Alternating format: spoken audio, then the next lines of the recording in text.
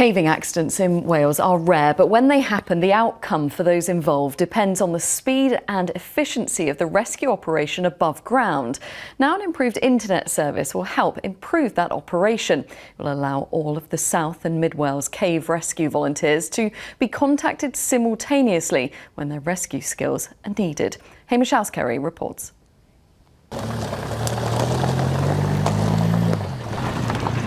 On board with the South and Mid Wales Cave Rescue Team.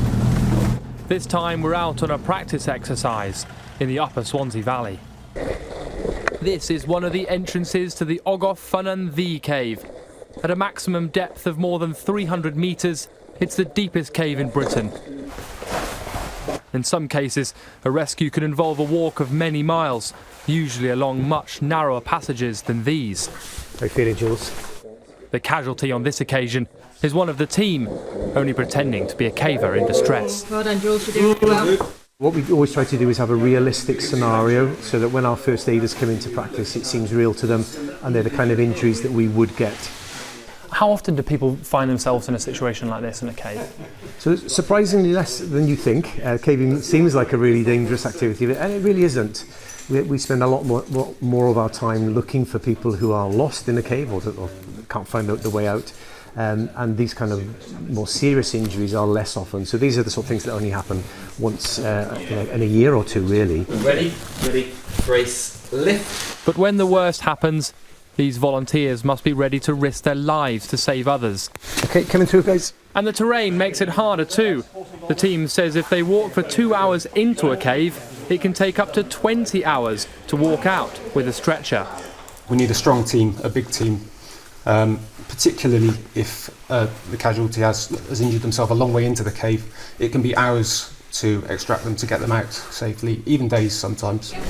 Can we just confirm where we're going? Because there's a pool of water right in front of us. So if we could just move to the right slightly.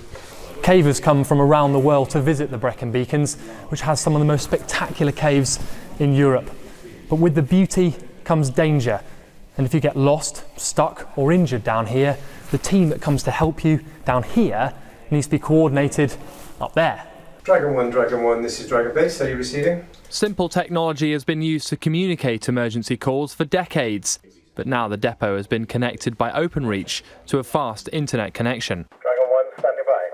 The team of 200 volunteers can be scrambled across a vast area, covering 100 caves and more than 10,000 abandoned mines. Before the internet, the only way we could do this was by literally picking up a telephone and spending a long time phoning each individual, one person at a time. Whereas now, with one button, we can message everybody and get an availability back, which we can see quite clearly on a screen, and see who's available and when they're going to be available.